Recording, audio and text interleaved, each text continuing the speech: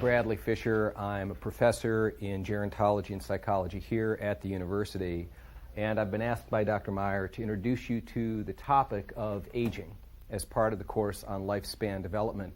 And before we actually launch into that, I think it's important for us to talk about culture. And I've got a definition of culture up here. It's the knowledge of members of a social group. So we can talk about the broader culture in terms of the culture of our society. We can talk about the culture within a smaller group, like even the culture within a lifespan development course. But the important idea here is that culture communicates to us values and beliefs. It includes all the values and beliefs of a social group. Now, in terms of our own society, some of these beliefs represent a more desirable side of culture. Things like civil rights, human rights, democracy, diversity, and so on.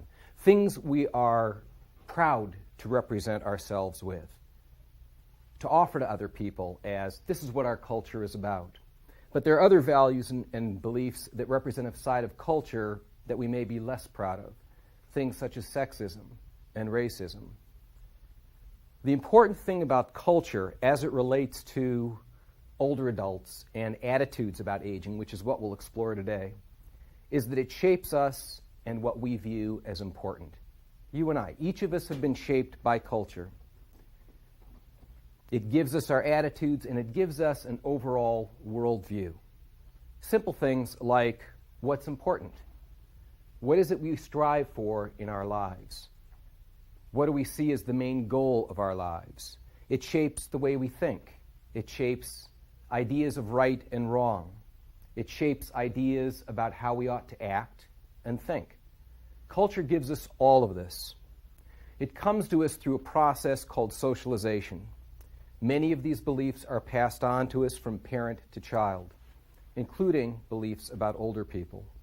Now, parents aren't the only socializing agents. There are other agents as well, such as the media, the school system, places of worship, friends, our peers. All these entities or agents communicate to us ideas about what is the right way to act, what we should be in our society, how we should think about not only ourselves, but other people as well. Now, I want to explore cultural beliefs, our own cultural beliefs about older adults using a class exercise. And what I want you to do is to have each of you think for just a moment, in general, about older people. And what I want you to do mentally, again, is to answer or complete this sentence. When most people think about old people, when most people think about older people, what they think of is what? What comes to mind? What's that? Grandparents. What else comes to mind when people think about old people? Gray hair. Or in some cases, perhaps, no hair. What else? What else comes to mind when you think about old people? Can't drive or poor drivers. Yeah. Do you have one? Nursing home, sure. And what is the general idea conveyed by nursing homes about old people? So they can't take care of themselves. Is there another word we might use? Okay, well, incompetence. And incompetence we might see as senility. And what you said is can't take care of self, which we might call dependency. Okay. What else comes to mind when you think of older people? Not you personally, but most people. If you went to, say, a group of 10 or 20 of your friends and you asked them, when you think of old people, what do you think of? What are they going to say?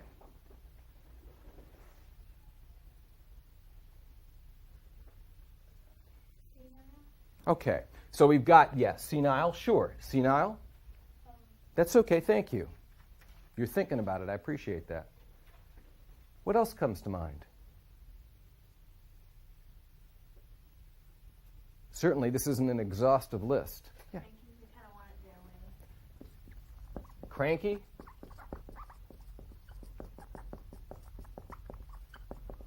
Want it their way, kind of like Burger King. Want it their way. What else? What else do we think of when we think of old people? I think of a wealth of knowledge and history. Okay.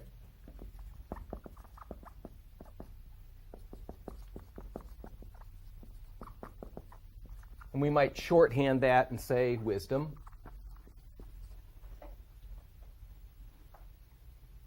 How about people you know in general? For example, if you went up to your friend and it's Monday, and Monday, maybe you're thinking about going out for a weekend. You got big plans for Friday, and you're letting your friend plan the outing, and she comes up to you and says, "Hey, I got a great thing to do. I want you to come over and visit my 88-year-old aunt." You're getting all excited about that, right? So if you go to most of your friends, what are you thinking that you're going to confront if you meet an older person? What are the characteristics you assign to old people, or your friends to assign to old people in general? Boring?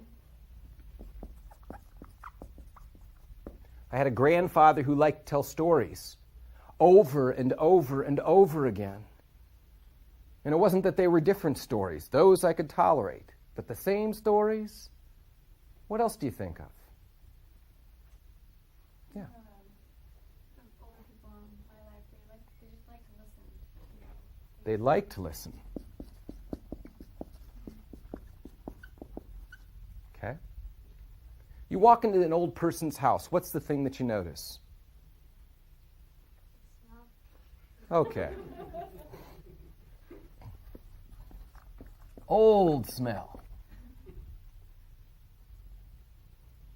What are some of the obvious things you think about older people? Think about social issues today. What do you think about?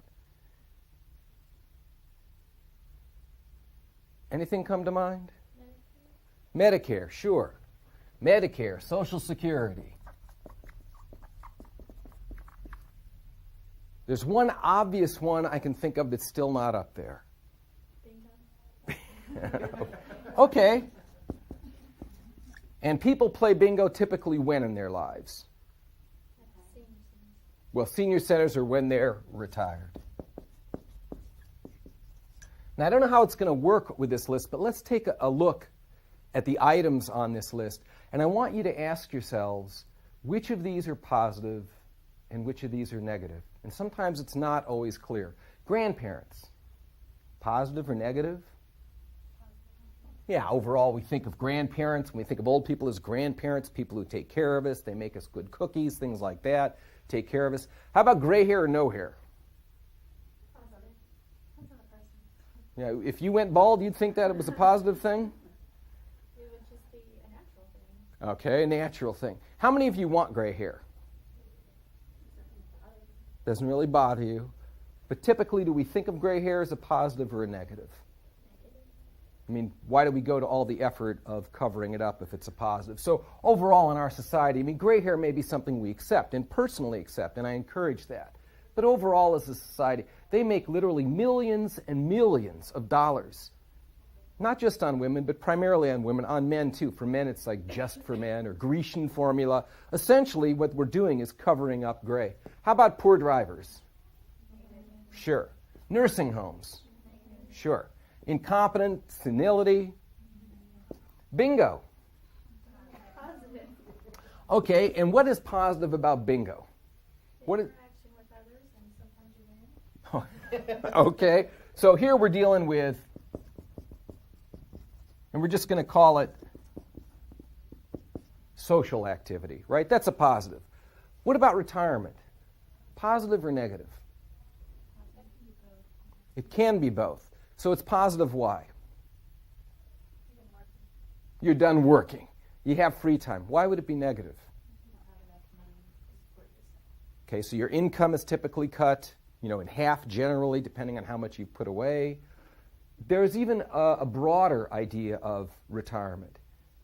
How do you define yourselves to other people? What's by what you do? The first thing people ask you when they greet you is what? What do you do? So our work identity is a key part of how we communicate ourselves to other people. It's also a key part of our status in society. When we retire, we lose that status. Now, we may still try and make claim to it by saying, well, I used to be a doctor or a lawyer, or a teacher, whatever. But it doesn't carry the same weight as when we're actually in that job. So retirement, income decreases, but also our status decreases. So this is both a positive and a negative. And again, it depends a lot on, as all these things do, on the way society views older adults. How about can't take care of yourself, dependency? Negative. Cranky, want it their way. Just waiting in case there's anybody who wants to vote positive on that. Wealth of knowledge, wisdom. Yeah, that's a big plus there. Boring? Anybody want to vote positive on that one? Like to listen? I think that's clearly a positive. What about old smell? Yeah, okay. Medicare, Social Security. Positive, negative. Okay, positive for them in what sense? Help. Social Security as an entitlement gives them some sort of a financial grounding, if you will, a base income. Medicare, base medical coverage. Of course, if you deal with the confusion over Medicare Part D right now, it's not a pretty sight. How would this be a negative?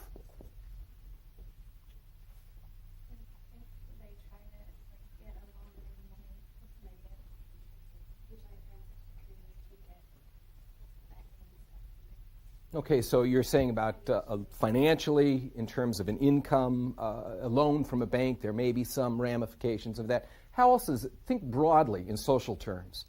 How do we view overall, as a society, with all this debate going on, right? We live in times when the income is just pouring into the state and the federal government, right?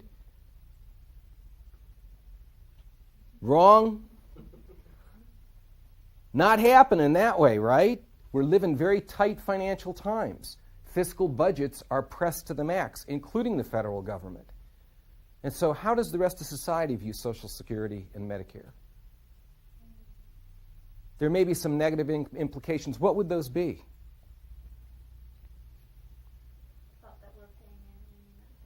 Okay, we may be paying in, and we might wonder, is it going to be there for me? But also, as society, we see all these entitlements. These are entitlements, folks. These aren't charities, they're entitlements, things that we have paid into the system for, and when we reach later life, then we start drawing those funds out. That's the way it's supposed to work. But what if you're having to cut programs like food programs for children at schools, and yet older people are clamoring for a cost of living increase in Social Security, or more prescription coverage? Whether or not we feel that these things are good things, we often see a conflict between one thing society wants to do and another thing society wants to do. And so it certainly is a positive in that it provides assistance to older adults, a safety net, a very bare safety net, if you will. But at the same time, society might view it, why are we giving to the old when there are so many needs of the young? And so the way society views these entitlements may be that old people are taking away from other segments of society that need these funds for services. Now again, let's look at this list overall. And what I'm trying to communicate to you here with this little exercise is, what is it we think of when we think of old age? Now, when we're old, what do we have to look forward to? Well, we're going to be grandparents with some entitlements and certainly be wise, but we're going to have gray or no hair, be a poor driver, be in a nursing home, senile, can't take care of ourselves, be cranky, boring, smelly. But at least people are going to want to listen to us. I mean, overwhelmingly, the list that we have up here is more negative than positive. Now, I've been doing this sort of exercise for well over 25 years with students, and the list changes a little bit, but not much. And every time, there are more negatives than positives. The time I'm going to really be stumped and probably have to alter this lecture completely, and the time I look forward to, is when the positives outnumber the negatives. But we're not there yet. And after 2.5 decades, we like to think things are changing, and they are, but slowly. But the problem is, these views of older adults continue. Now, the significance of this is that with these descriptors as negative, it has an effect not only on older people, but it has an effect on you and me. It sets us up. There are only two things we can do. We can grow old, or we can die young. So if we're afraid of dying, and we're afraid of old age, it doesn't give us many options, does it, other than dying young? It sets us up not only to view old people in a certain way, but to view ourselves in a certain way as we go through life stages. It's not fair to us, and it's not fair to older people. We don't look forward to growing old. We don't look forward to hanging out with older people. We don't look forward to careers where we might be working with older people. Because if we have these stereotypes in mind, this conveys the very worst about later life. Now, there are, and even this morning I was listening to NPR, and they were talking about new anti-aging medicines. And I find this both disturbing and humorous at the same time, because the idea that we can stop aging is an illusion. We all age every single day. We don't notice, well, how was Tuesday different from Wednesday? It's not that abrupt, but we all age moment by moment. What we may be talking about in terms of anti-aging is maintaining a sense of vitalness or looking youthful. Not being young, that's different than looking youthful. You can put someone under the knife with plastic surgery and they'll come out looking younger, but that doesn't make them younger. We are all aging. The idea that we talk so much about anti-aging, I think, is very revealing. As a society, we don't really feel good about growing old. In fact, we view aging almost as the enemy. Now, this all relates to the broader concept of ageism, and I've got a definition of ageism here. It's the discrimination against people based solely on their age, membership in an age group. And what ageism does is lead to unequal status of older people as compared to other members of society. So the old are not only seen as different, they're also seen as unequal and treated in unequal ways. That's the heart of isms. That you take a group, racism, sexism, ageism, you take a group, you view it as different, and you treat it differently, negatively. And so old people who are victimized by ageism are made aware by society in the way other people look at them, define them, describe them, treat them as if they are different and less than other members of society. Now, the fact that such negative views of older adults exist is alarming given the demographic trends. And here are a couple statistics. Today, 1 out of every 6 people in the United States is over the age of 60. That's roughly 17% of the U.S. population. By the year 2030, 1 out of every 4 persons will be 65 years of age or older. That means 25% of our population will be considered old. This trend has been called the graying of America. And it exists not only in this country, it's occurring worldwide. Something that we often don't appreciate, you and I, is that we live in very unique historical times. Never before have there been so many older people in society. Ever. Ever. And this is a trend that's going to continue well into this century. Now, for most of you in this room, a 65th birthday is a long ways off. So why should you be concerned about getting old and even need to think about old people? I could talk about issues like living in a society where there is this increasing strain economically as we try to provide Social Security, Medicare, prescription coverage, and so on for older adults. Or I could talk about the continuing boom in jobs for people who have gerontological skills or skills working with older adults. Or opportunities for creative ideas that are providing new commodities and services to older adults. The person who developed Velcro clothing for older adults is making a fortune because older hands sometimes are not as agile. And so you can't button the buttons as easily or tie the shoes. And so Velcro, you and I use it too, is very, very convenient. So there is a boom in those sorts of jobs as well. But instead I'm going to talk about concerns that touch a little closer to home. Ageism, like other forms of discrimination, such as sexism and racism, target individuals for differential and unequal treatment. Ageism, however, is different in one key aspect. Irregardless of our race, our sex, our religion, our social class, all of us will one day be old. So our concern about the treatment of older people and the treatment they receive today can and should be translated into a concern about our own future. The point here is that stereotypes, as I've mentioned, set us all up for fearing growing older and, in one sense, for self-disgust. Negative attitudes toward the elderly, they don't just appear out of thin air or emerge at a certain age. Research has shown that parents influence dramatically their children's attitude toward older people, attitudes that younger people carry in to adulthood. And there's a story that captures this, and in particular, what children learn from their parents. And this story has occurred in different forms across a variety of cultures, and what I've done is kind of butchered it and made it into my own story, and I call it the story of the plastic bowl. And it goes something like this. An old man comes to live with his daughter-in-law and son, and he's very grateful to have a place to stay. He has Parkinson's, so sometimes his hand shakes. He has palsy. And he can't always predict when the palsy is going to take place. But he very much appreciates being in a home, having his children welcome him into their home, and so he tries to contribute. And what he does is, after a meal, he likes to both either set the table or carry the dishes from the table to the sink where they're going to be washed. And like I said, he can't always predict when the palsy is going to hit, so sometimes he's carrying dishes and the palsy hits and a glass drops or a bowl drops or a plate drops and they hit the tile floor and they shatter.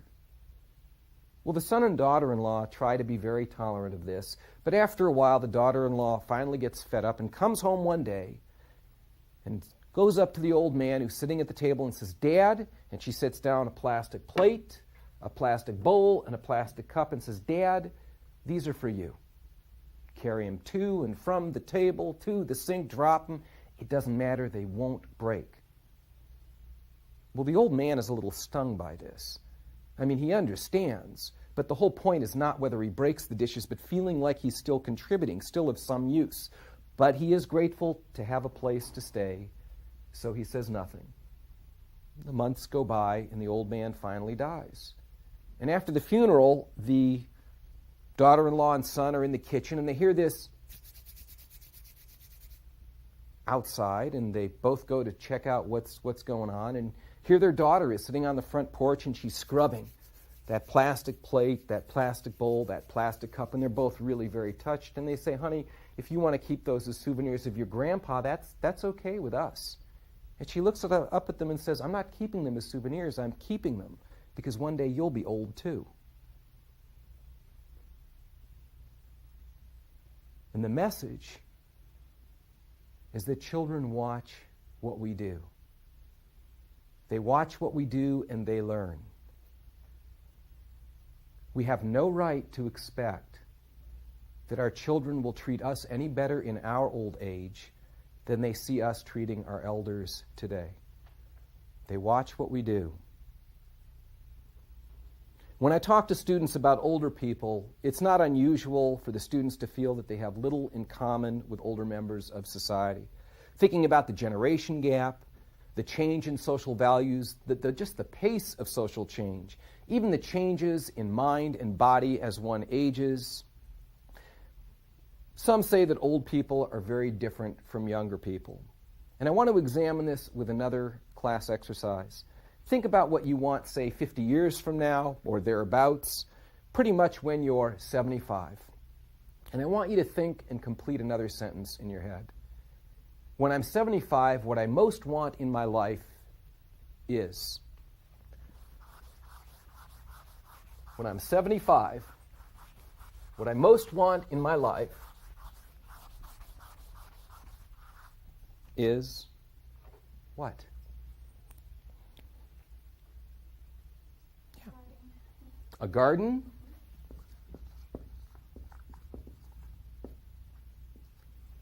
What else do you want? A significant other, companion. What else? I'm sorry? Grandkids. And I'm just going to stretch that to family. What else do you want when you're 75? What do you most want to have in your life?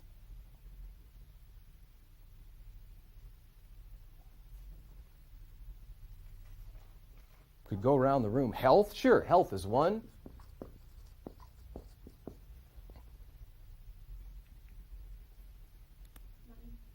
Money, sure.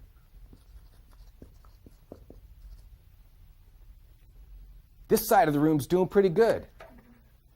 Come on, what do you want in your life when you're 75? Go, what's that? A pet? To be active.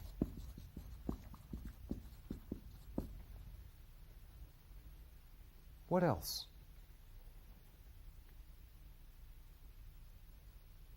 Is that it? If you had that when you're 75, is that all you'd need? Is that all you'd want? Is that the complete list for everybody in the room? Independent living. Yeah, don't you think so? Sure. Independence. Doing good. A few more. What else do you want? A home.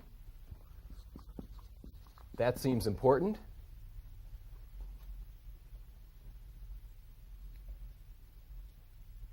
Would that do it? Would you be fully content with life and your life overall, thinking about it, if that's what you had when you were 75? Transportation.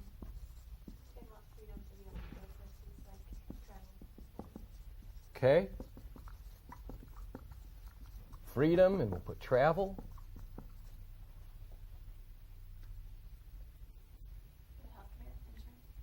Okay, health insurance. And we're understanding that means good health insurance, not bad health insurance. Respect. Yeah, respect, sure.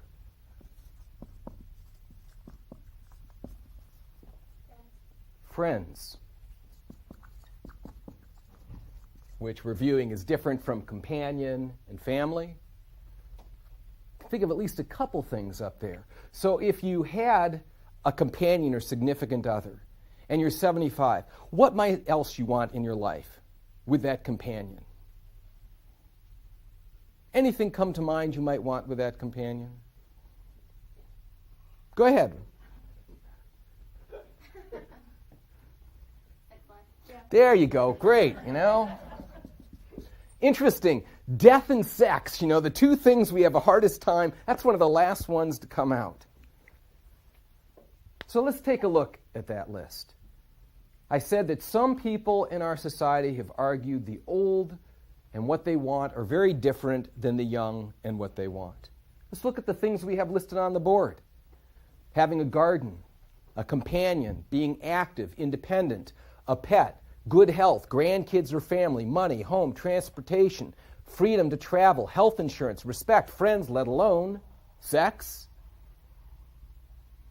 Are there any of those, anything up there, perhaps other than grandkids, if you're not old enough?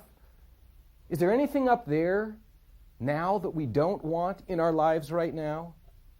Would any of us not want respect, or money, or good health insurance, or an active lifestyle, or a companion? I mean, if we look at this list, what we find is that what people want in later life and what we want for our later life isn't very different from what we want right now. And yet, society encourages us to think that we, young people, are very different than older people. It's all a matter of perception. It's not reality. It's a matter of perception. Stereotypes get in the way of us seeing others as similar to us. Not only do older people want what we want in our late life what we want right now. There are a lot more things that tie us together that are similar to older people than are different. We share more similarities than differences.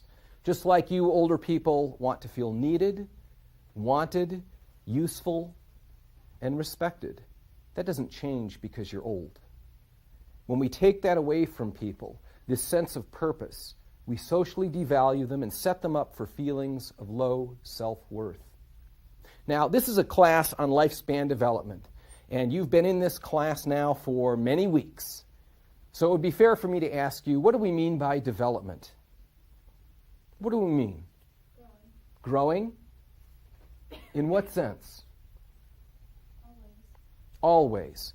So growing physically, we could talk about how the body changes. We go from infancy on into adulthood. But also development we can talk about in terms of learning. Now, why is development significant as a term as far as being a lifespan issue? What's the connection there? Always changing, always learning new things. And yet stereotypes about old people would suggest that they're set in their ways, they're unproductive, they're not interested in sex, they're senile, all the things we listed on the board. And it would suggest to us that there's not much to look forward to in old age. It's all pretty much downhill. In fact, if you go to any rack of birthday cards, in any store, what's the age at which people start to be devalued or deteriorate? Have you bought any cards for friends lately? 40? I was visiting some friends in St. Louis and just taking a walk, and outside this one house they had this coffin sitting outside on sawhorses, a black coffin no less, with black balloons, and on it said a sign, "Lordy, Lordy, look who's 40." As if somehow when you're 40 you're ready for death. I mean, if that's the case, how much do we have to look forward to when we're 60? Actually, the cards start being rather pejorative around the age of 30. And start talking about physical changes that carry over into sexual performance and how we look and how we act. So cards are a very good, birthday cards, a good measure of how a society views aging. And in this society, we're pretty much over the hill at the age of 30, certainly by the age of 40. Now, it's nice to see some actors and actresses busting that bubble. Paul Newman still looks pretty good. Demi Moore is now well over 40.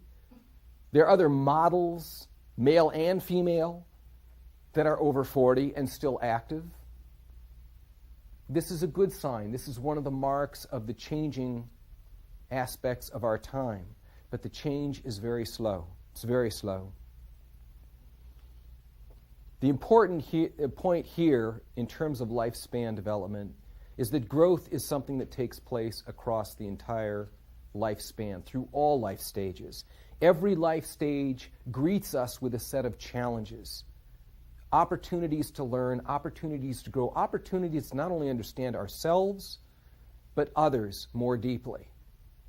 Now, older people have an advantage, and that primary advantage is that they have a lot more life experience to draw from.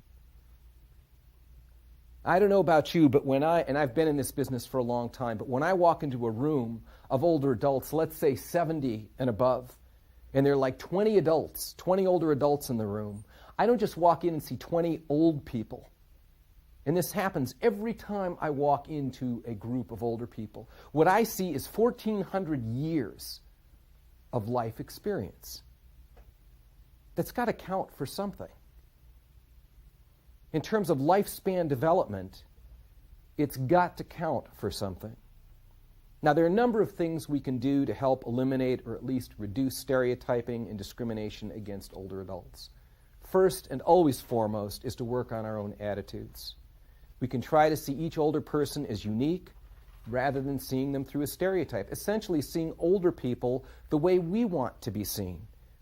We don't want to be seen primarily first as, maybe as a woman versus a person, a student versus a person, white, black, whatever, versus a person. We want to be seen for who we are in all our complexity. Old is only one part of that person's life. They've been young, middle-aged, and now old. They represent a whole set of life experiences that they carry with them. So seeing an older person as unique. It takes a lot of life experience to make up one older person. And when we recognize that, there is a certain respect that arises when we think about that. We can also remember and remind others that older people are an important social resource in terms of stored knowledge. I think I've already indicated this, but it's my belief that the passage of years teaches individuals something valuable. Call it wisdom or philosophies of living. But older people clearly are role models of survival, coping, successful aging. Their struggles and their experiences can be a source of instruction and even inspiration as we deal with the problems in our own daily lives. There's very little that you are going through that some older person hasn't already experienced. Even to the point when I used to give this lecture, someone said, well, what about my computer crashing? Is an older person going through that? Well, nowadays, yes. That's also true. I had a student who was out in her field placement working with older adults, and she wanted to develop a computer class for older adults. And the administrator at the place she was working said, oh, well, older people aren't interested in that. This is about 10 years ago. She set up a computer class, and they had more demand than they could handle. And in fact, that program continues today. And they process through approximately 300 older adults, teaching them the computer every year. So even computer crashes, older adults experience. When you go to save something and accidentally you delete the whole disk or delete the file. The point again is that older adults have gone through nearly everything that younger people have gone through. And so they are these stores of wisdom, of life experience. There's so much to be learned from older people if we just take the time to engage them and to listen to them. Someone mentioned that older people like to listen. Why do older people like to listen, especially to younger people? Who said that, by the way? Why do they like to listen to younger people? Kind of to share the emotions and what's going on for, what person's going through at the time. Okay, so they like to share in the experience. When you really listen to someone, what happens? When you really listen, you're not thinking about lunch that you had to skip to get to class. What happens when you really listen to someone? You learn. Older people are role models of lifelong learning. I mean, think about all the things that you cope with right now in your life right now, even from the stress of the end of semester, all the things papers do, relational stuff, family stuff, work stuff, it's all out there. And what you do in your life is you develop coping strategies. How well do you handle a relationship that's in trouble? Well, you develop a strategy, and if the strategy works, you file that away. And if another relational difficulty comes up, you pull that strategy back out and you use it, and if it doesn't work, you say, maybe you revise a little bit, maybe it works. If it works the second time, you file it away, and mentally you put like a special note by it. We do that with strategies as we're going through life. We all have coping strategies. Older people are just more practiced at it. They've had more time to develop strategies. And in that sense, they are an important social resource for each of us, personally as well as professionally, to teach us how to get through life. Take time with elder family members, friends, and neighbors. Learn what you can, because when they're gone, they're irreplaceable. I have students in another class do a life history. Some do it with their family members, older family members. And I wish I'd done it with all my older family members, because when they're gone, all you're left with are your memories. And oftentimes those aren't complete. Certainly doesn't capture the way that older person saw his or her life. It's part of our heritage. Take time to listen to older people. An older person's wisdom is a terrible thing to waste. We need to remember that old people are people just like you and me, wanting many of the same things. We need to remember that working to change social images of older people today gives older people the respect that they deserve and enhances the image that we inherit in the years ahead. Because one thing is certain, unless we die young, we will become old. And unless we change the way older people are viewed in our society, that is the way that you and I will be viewed. I, for one, want to bring something new to later life. I would like to be respected by younger members of society. And I know that the only way to achieve that is changing the way I think and then working on changing the way others think. In terms of lifespan development, old age offers a wide range of opportunities. Think of the things you're learning now and everything you bring to your learning experience. And imagine how much more you'll be able to bring to the learning experience 50 years from now. The stereotypes and ageism encourages us to think negatively about old age. Old people today, this new historical period, are role models and examples that old age has a lot of good things to offer. It's been a pleasure talking to you. I wish you luck at the end of the semester and hope you get it through easily and use those coping strategies wisely.